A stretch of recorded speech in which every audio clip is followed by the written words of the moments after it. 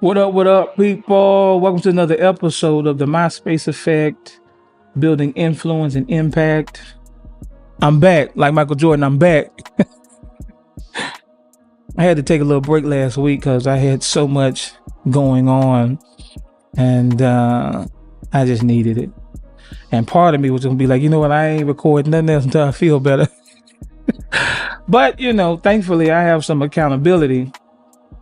And I know that even though I'm dealing with this stage that most people don't really talk much about, which is this stage of transition, this transitory stage, I understand that sometimes the greatest lessons, wisdom that can be shared is while you in the fire versus when you get out. Because typically when people get out of something, you ain't concerned. You just going about your business. And I really want to talk about tonight the advantage of the end. The advantage of the end. Hang out with me, and I think it's going to be really insightful. I'm going to be a little bit of transparent tonight on this, so thank you for tuning in. Let's get it. Sit back, relax, enjoy the music, and welcome to my space. Welcome to my space. You did not have to come by, but you came by anyway. Welcome to I guess let me give a plug on this too. I do a Sunday morning reset at 8 a.m. on my ministry channel, Herschel and Peters Ministries, 8 a.m. I'm not going to say every Sunday morning. I'm trying to do it. But 8 a.m. Central Standard Time. It's called Reset. I think it'd be good, for you to tune in if you want to reset every week, just to get some clarity from a biblical perspective. So if you want to check that out, cool. It's more biblical, more spiritual in the sense. While I utilize faith in this particular leadership podcast, I do the best I can not to make it into a Bible study. Because I want to reach more of a broader crowd, you know what I'm saying, in a sense. But if you want some churchiness and stuff, you're going over there to that channel, and I promise you, watch this. But with all that being said, the last time I did an 8 a.m. reset, I talked about necessary endings for new beginnings. And then I went down through some scriptures and some biblical, practical ways that why endings are necessary for new beginnings. Everybody loves beginnings. The start of a relationship, the first day on the job, the excitement of new opportunities. But Ecclesiastes 7:8 says, the end is better. You know why? Because at the end, you know what you really got. See, at the beginning of anything, whether it's a relationship, a job, a new project, you only have expectations. That's what you have. And then at the end of it, you have experience. What happens is that the end of a thing exposes the reality of what you actually received.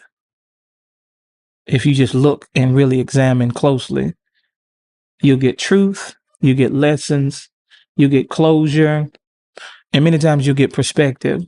So I'll give an example, like relationships. People go through relationships all the time. Dating, relationships, even friendships, whatever the ship is. At the end of a relationship, what you'll discover is if it built you, broke you, or taught you something about yourself. And that is why patience gives the advantage. You'll know what you really have. You'll know who that person really is. You know if that job was worth your time or just a paycheck. You'll know if the opportunity was preparation or a distraction. That's what the ending exposes, the truth. And truth is always more valuable than hype. Always. When you think about it, the end of a relationship, you see the real fruit. The real fruit. Did it grow you or did it drain you? You'll know if it pushed you forward or just kept you stuck. The point that I'm trying to make is ultimately is that endings give you clarity you never had at the beginning. That's what they do. So Solomon dropped that wisdom on us, that patience is better than pride. Why would he do that? Because see, when you're patient at the end of a thing, you don't rush to judgment. You don't move prematurely. I've been in a situation now, I don't want to put people on blast, but I will be transparent. I've been dealing with some things now where I have found the power in patience. because some of the things I've been dealing with has literally, oh man, it has really provoked me, the man, if you feel me, to want to do some things. Oftentimes life can do that. People, placing things in life can do that. And and sometimes when life happens, things can feel, look, seem personal, very personal, which calls for you to want to do something personally. It's in those moments where patience is really better than pride. You have to really lean into patience because, again, you can do something prematurely. You can hurry and rush to judgment, and you find yourself on the wrong side of something. Why? Because patience allows you to sit with the lesson long enough to know what you really got out of it. And that's why patience gives you the advantage. But pride makes you react too soon, too fast.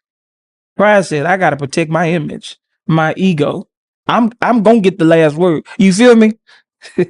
I got to prove a point.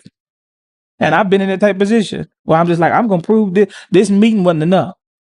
No, this meeting is too diplomatic. We need to deal with this. Yeah, tired of, it's too political. We need to handle it. Well, patience. Patience.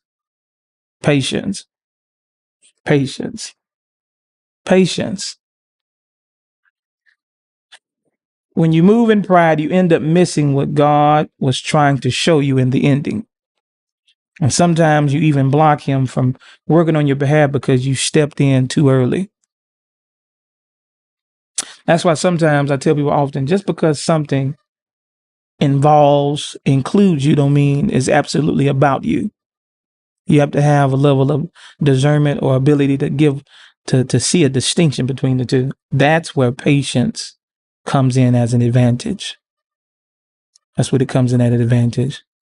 I'm trying to keep this in a general sense because I want this to be able to apply in a broad sense to any and everybody. I don't want to make it a personal thing because it's easy to do that.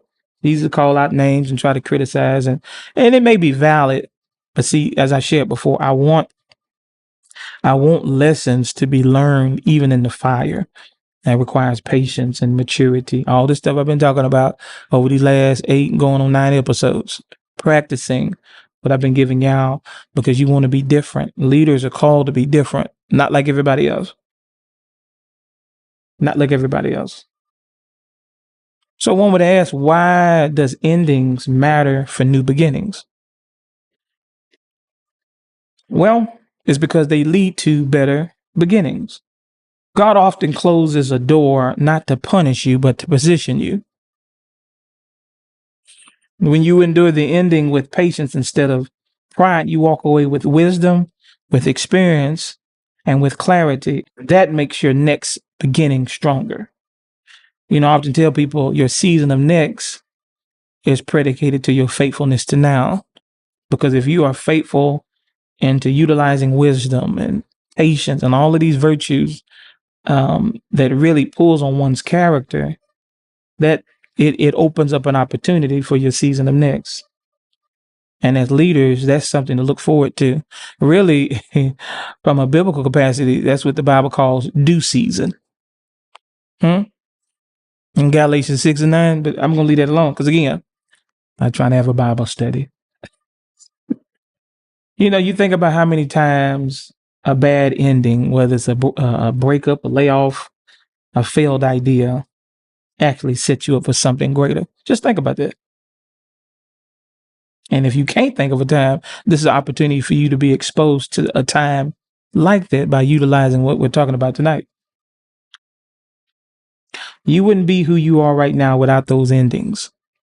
Plain and simple. So sometimes what we have to do is stop fighting endings and learn to value them. Because sometimes the end is the very thing God uses to reset you for what's next. So here's something I want you to think about this week. What has ended in your life recently?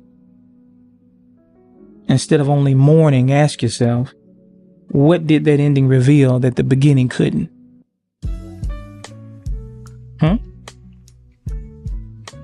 how can patience help me carry the wisdom into my next beginning?